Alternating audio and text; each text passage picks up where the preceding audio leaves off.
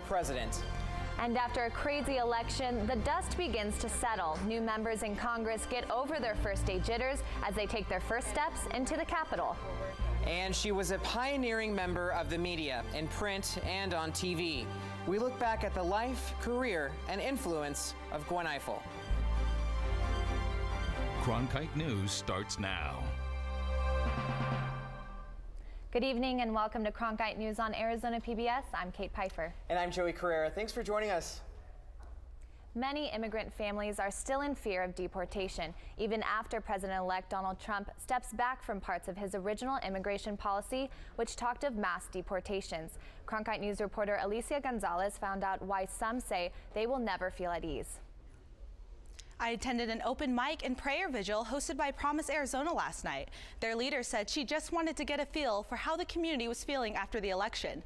Many said it's in God's hands now, but they're scared they're going to see nationwide anti-immigration laws.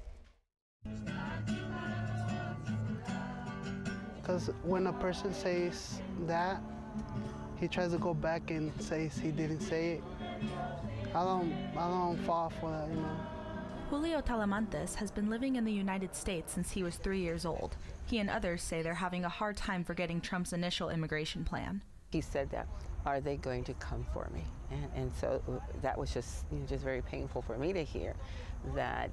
How can you live like that, go to sleep and know that in the morning maybe family members won't be there. Angelica Bernabe is a U.S. citizen, but she says she has many friends, cousins, and teachers who are on the DACA program. She fears it won't be long until they're gone. Having them with that much joy, the support that they pour into us, it's really special, and I feel that that's going to fall apart with everything that's happening. But Speaker of the House, Paul Ryan, tried to assure the American people that deportation is not Trump's focus. We believe an enforcement bill, a border security enforcement bill, is really the first priority, and that's what we're focused on. We are not planning on erecting a deportation force. Donald Trump's not planning on that. Bernabe says no matter what she hears now, she doesn't have much hope after listening to Trump's campaign for months. People that are stable here, I've had comments about it. Don't worry about it. Maybe it's going to change this country. Maybe it's for good. I just want them to be in our shoes. I want those people to think about 6 months going without their kids. Promise Arizona program director said they are going to continue to build up the community and keep Trump accountable for the next 4 years. In the broadcast center, Alicia Gonzalez, Cronkite News. Despite the current rhetoric, leaders of Latino organizations say they are willing to work with President-elect Donald Trump and his cabinet. Isabella Scalise in Washington, D.C., where these groups are asking for a meeting with the new administration. In anticipation for that first meeting with the administration, we look forward to having dialogue on the direction that we're going to go as a country, because there are a lot of uncertainties. This was the tone as leaders of half a dozen Latino groups met in the wake of the election last week. But those uncertainties were very much on the minds of the leaders here. I woke up the day after the election feeling that I was a stranger in my own country. Voto Latino is receiving increased communications from families scared for their children. We need a declaration that this is not okay. In an interview last night on 60 Minutes, Trump said he was saddened by reports of harassment and said people should just stop it. That's the environment we live in today. And that's the cycle and the thought that we have to change. And it's only going to change with dialogue with President-elect Trump and his cabinet. But Trump last night also reaffirmed his commitment to secure the border and deport millions of immigrants here illegally, focusing on those who have committed crimes. Back in D.C., Latino leaders say they look forward to cooperation and communication from Trump, but warn that they will push back if the rhetoric doesn't improve. But make no mistake about it. Is change coming? Yes. Is there a fight probably coming? You can probably count on it. In Washington, D.C., Isabella Scalise, Cronkite News. We reached out to those groups today to see if they have heard back from Trump's transition team. A spokesperson from the Naleo Education Fund said they have not heard back from their request, but they understand this is a busy time for the president-elect and his team. President-elect Donald Trump's staff members are in their first full week of work. Part of that work includes choosing the rest of Trump's team. Trump put Vice President Mike Pence in charge of making suggestions for those open positions. Today, Pence spoke about what he's looking for in future staff members. We are looking for men and women who share the president-elect's vision to make America great again. We have a great number of people around the country who we can draw from. Some of those positions have already been filled as the new White House staff begins to take shape. Trump appointed GOP Chief Reince Priebus as his chief of staff Sunday. And in a controversial move, Trump chose Breitbart News executive Stephen Bannon as his chief strategist and senior counselor. Bannon has ties to the white nationalist movement and the alt-right. Priebus supported Bannon's appointment while on the Today Show. He says that Bannon hasn't exhibited the racist or sexist qualities that have been attributed to him and Breitbart News. The Trump administration says more appointments will be made in the coming weeks. 6 days past the election, Arizona ballots are still being counted. Around 200,000 ballots are left to count across Arizona. According to Garrett Archer, the Assistant Director for Elections for the Secretary of State's office, Maricopa County has the largest amount of ballots left to be counted in the state. Maricopa County Recorder Helen Purcell tweeted Sunday that approximately 112,000 early ballots still need to be counted. She expects them to be counted by Tuesday. There are also 55,000 provisional ballots that need to be processed. Purcell estimates they will be done by Friday.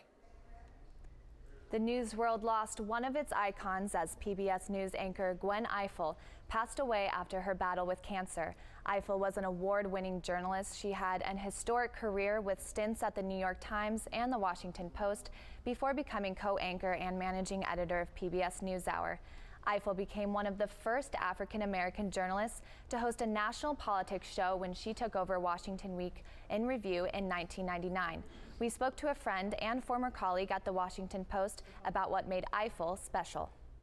She studied whatever the issue was and made sure that she knew what was going on from a public policy standpoint, from a political standpoint. Just a really good student of the craft, a good student of interviewing and listening to people. And I think that's what set her apart. That's one thing. But she also came across as being a very competent journalist, but also a warm journalist. Just a few weeks ago, Gwen Ifill was a part of the celebration of the life of Walter Cronkite at the Museum in Washington, D.C. We wanted to share with you some of Ifill's thoughts on the future of the journalism industry she held so dear. Oh, imagine my shock and surprise and pleasure with the first time I met Walter Cronkite, to have him actually with knowledge acknowledge that he watched me on the news every night, and which of course scared the hell out of me, because all of a sudden you realized it was the standard that you were trying to meet. But here's the thing. So many of us in our business are attempting to achieve that level of trust.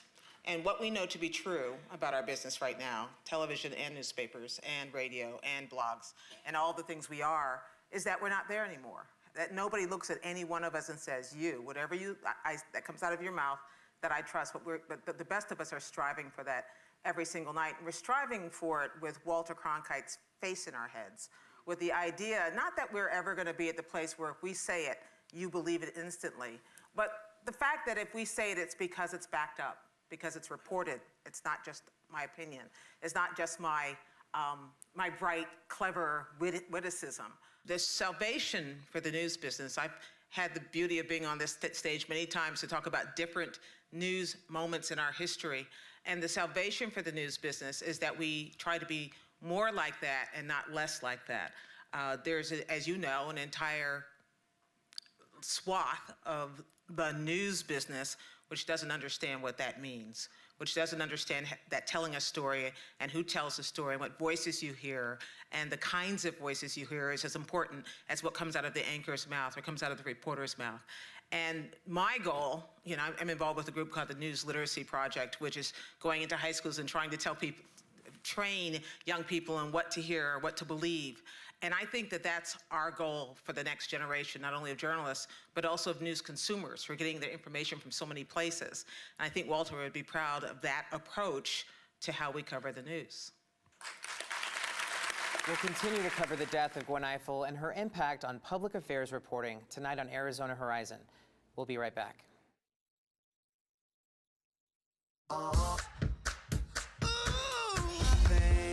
Finally found my hallelujah. I've been waiting for this moment all my life now. All my dreams are coming true, yeah. I've been waiting for this moment. It's good to be alive right about now. Good to be alive right about now. Good to be alive right about now. Hallelujah. Let that bass line move, yeah. It's good to be alive right about now. I think I finally found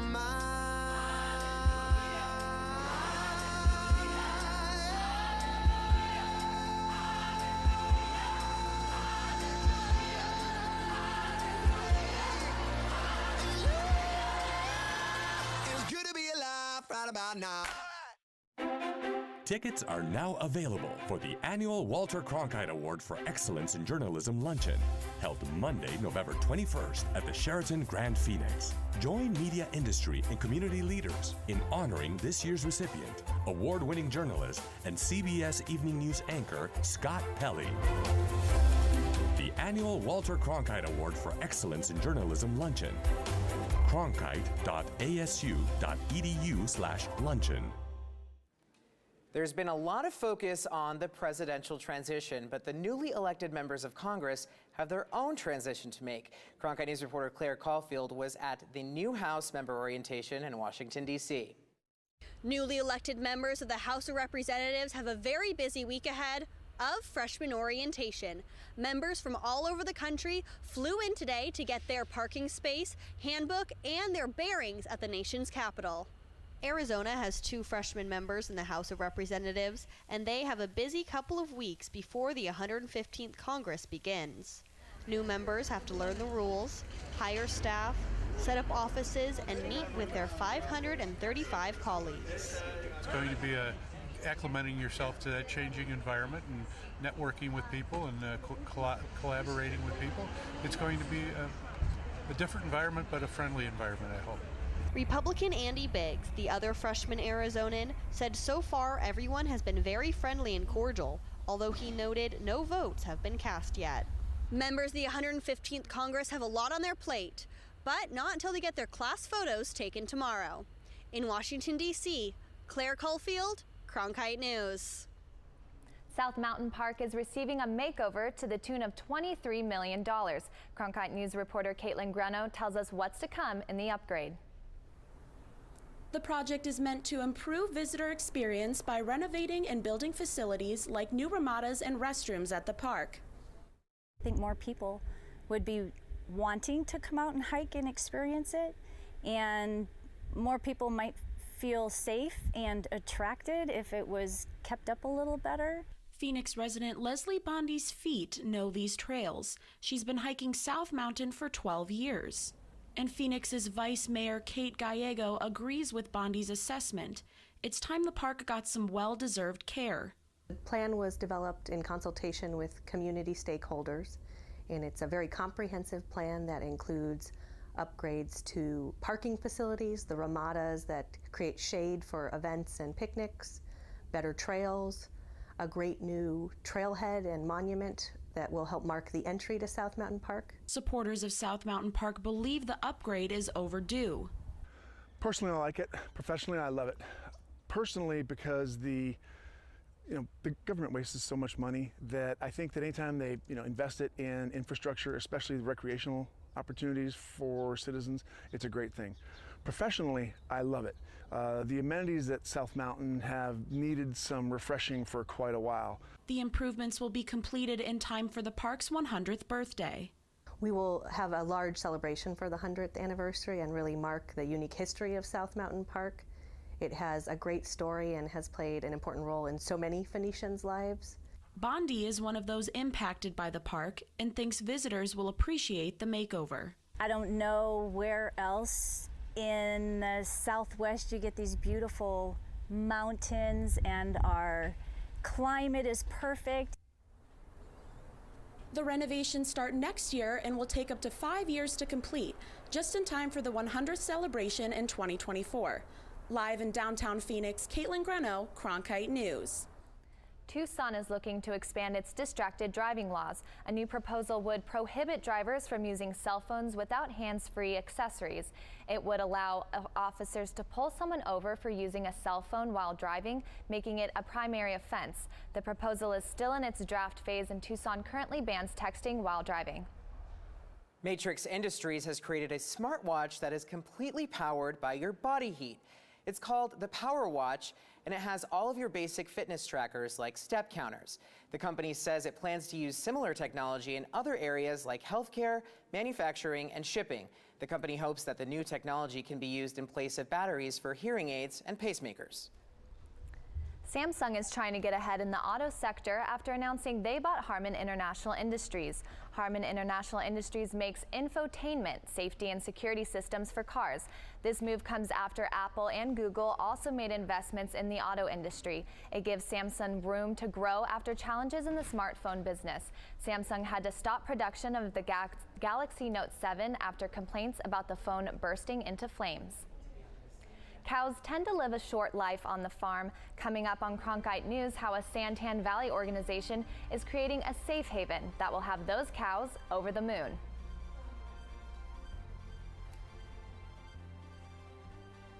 And speaking of over the moon, we have a sight for you that's out of this world coming up after the break. 1, 2, 3, 4, 5. I'm always searching to feel like I fit into something. We are the people that we are because of our past.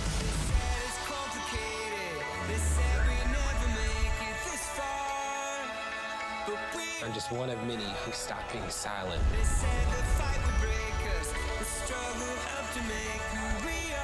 It's just proof of how far we have come. Make sure in all the hustle and bustle, we don't lose sight of why we're here. It all boils down to communicating the lives we live. If you look closely, they've got a story to tell. It connects with you in a very deep way. Wish you love, peace, and soul. Come with us on this great adventure. Cows are a sacred animal in Indian culture, and letting one be killed is a sin. As Anthony Marroquin reports, one group of advocates in the valley has taken it upon themselves to protect as many as possible. In the Santan Valley, green pastures are home to a goshala. It means cow shelter in Sanskrit, and I went down to the far west valley to figure out why this bovine haven is so important to the community there. It's a culture not many people get to see outside of their television set. The Discover India Festival helps educate and spread the messages of Indian culture to our community. But for one group, the message is much more practical. The concept of the goshala, as you could see, is to save the cows. And it may sound funny to some people, but the Indian culture traditionally, they revere most of the animals and cows. To them, there's no difference between the cows and your pets at home. Cows are just like animals, just like dogs and cats, and we know how precious they are for us, and we treat them like our children. Same way, cows are also like that. No, that's not a banana. The relationship with the cow is viewed like an economy. It provides life in the form of milk, and the owner provides the cows with a secure life. Kill the cow, and you're breaking your contract. You have used the good part, which is milk, and then you have sent the cow to the slaughterhouse. You are able to consume its meat. So that economy is selfish economy. But keep the cow safe, and they say it will keep providing long after it retires from its milking days. The message doesn't just apply to cows. Goshala tries to aim to raise awareness of fair treatment of all animals around the world. In the media center, Anthony Marroquin, Cronkite News. Peoria fire crews are on their way across the country to help battle a wildfire in North Carolina. State officials asked fire crews nationwide to assist in controlling the Party Rock fire.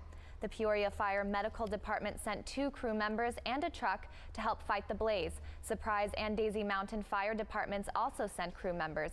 The fire has burned through close to 3,000 acres and is only 15% contained. More than 5,000 firefighters from around the country are headed to North Carolina to help battle the flames.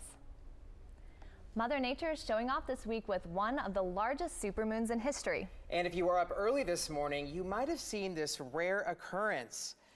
A supermoon occurs when a full moon appears on the same orbit that is closest to Earth. Scientists say that we haven't seen the moon this large since 1948, and it isn't likely to be this big again until 2034. Last night's supermoon astounded stargazers around the globe, with people sharing their supermoon photos on social media from here in the States all the way to Russia. So if you're going to be out tonight, you will also have the chance to see some of the supermoon still lingering in the sky. So if you're out there and you snap a photo, please share it with us. You can tweet it to us at Cronkite News on Twitter. Now, bringing it back to the Earth, and more specifically the Valley, our forecast this week is all over the place. We start out with high temperatures, then we go to wind gusts, and then finally, towards the middle of the week, we start to cool down. So that's, we're sitting at 85 degrees right now. This is a look, the 51 from our ADOT camera. The winds are coming in from the southwest at 5 miles an hour. And the 85 degrees is a little bit elevated for this time of the year, and that's because of a high pressure system that we have that's going across the valley. So that's bringing us elevated temperatures, and it's also bringing much drier conditions. And that's all going to change as we progress through the week. As you can see on the screen here, all of these areas in blue and green and yellow, these are wind gusts that will be going across the state. It looks like it's going to be strongest on Thursday at 1 a.m. and the winds could get up to at least 25 to 30 miles per hour. So if you have anything outside, please do make sure that it is bolted down. And we'll take a look at the rest of your forecast for you coming up. Things do change throughout the rest of the week. On Monday, we see that it's starting to get really hot, and by Tuesday, we cool down. That's it for the weather today. Kate, what do you have coming up? With a click of the heel and the turn of a bow, a colorful mariachi festival took center stage in downtown Phoenix this weekend. Coming up, more on how this vibrant culture is growing in all parts of the state. The confidence to lead our country. This isn't reality television. I feel like Hamilton reached out from history and wouldn't let me go until I told his story. I make no apology for my actions. I would do the same again. How have we come so far and yet have so far to go? Right there, coming up.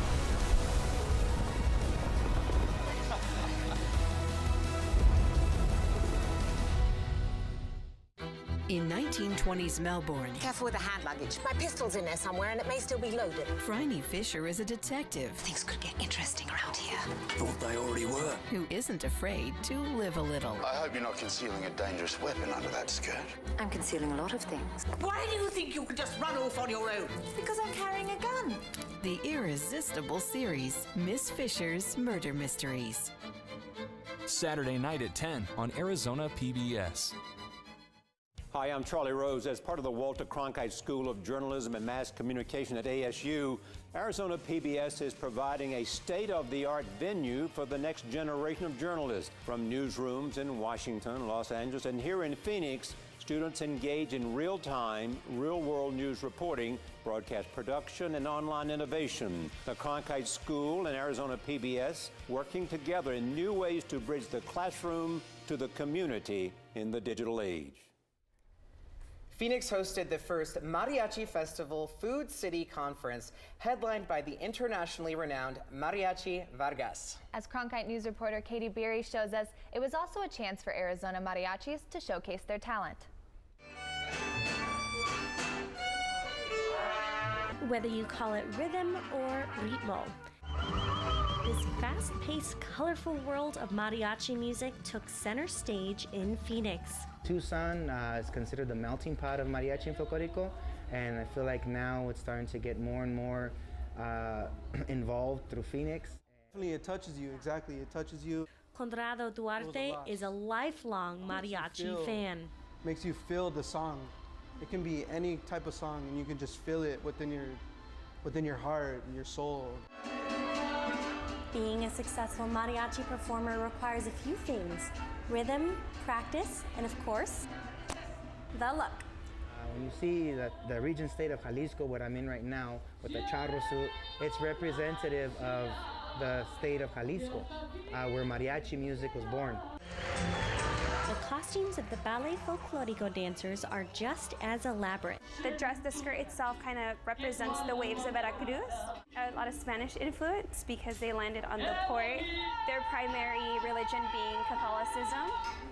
And the design represents the slaves of the Spanish.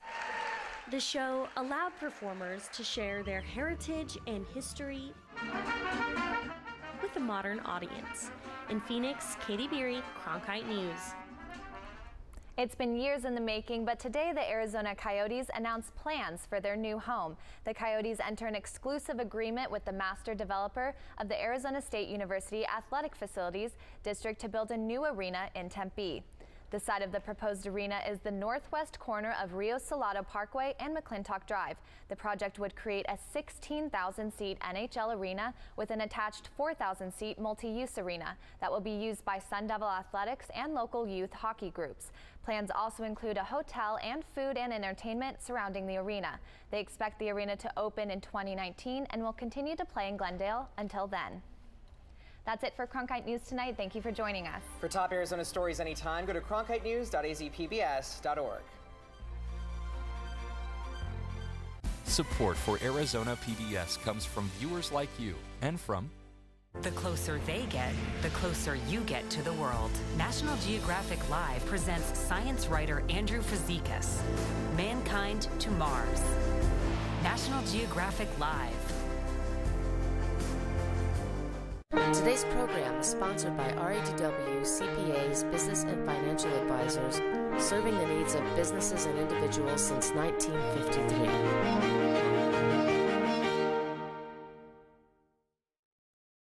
Lights of the World International Light Festival is coming to Phoenix. Life-size dinosaur exhibit, daily acrobatic shows, and over 25 acres of light displays. November 18th through January 29th at Rawhide Wild Horse Pass. Information at lightsoftheworldus.com.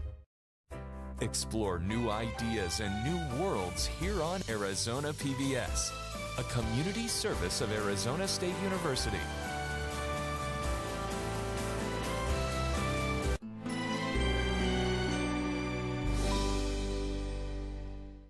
Next time on Soundbreaking. I knew that guy was the guy in charge. The producer. That's the whole point of having someone like that. Hearing something that you would just discard, and he'll say, hang on a minute, that was really good. And it's your job to try and make everybody's hair stand on end. Tonight at 9 on Arizona PBS. Arizona PBS provides great musical performances all year long, and now we have some of the best seats to see your favorite acts live and in concert. Arizona PBS Box Office presents a backstage pass to meet world-class performers. Arizona PBS Box Office presents a chance to see exciting performances before they sell out. This month, Arizona PBS Box Office presents acclaimed a cappella group Straight No Chaser returns to the Valley Saturday, December 31st at Mesa Arts Center. Coming up next on Arizona PBS, Life and World. Become a news source for the Arizona PBS Public Insight Network. Your ideas and insights can help us create relevant and distinctive reporting. Join now at azpbs.org/pin. Support for Arizona PBS comes from viewers like you and from I'm David Goldstein, owner of Biltmore Loan and Jewelry. We buy or loan on upscale assets. We have over 30 years of experience in determining values of automobiles, jewelry, art, collectibles, and antiques. For more information and appointments, biltmoreloan.com. Albertsons and Safeway are proud to support the Arizona Veterans Advancement Project and Arizona PBS. Learn more at azpbs.org/veterans. Ironwood Cancer and Research Centers, personalized cancer care through medical oncology.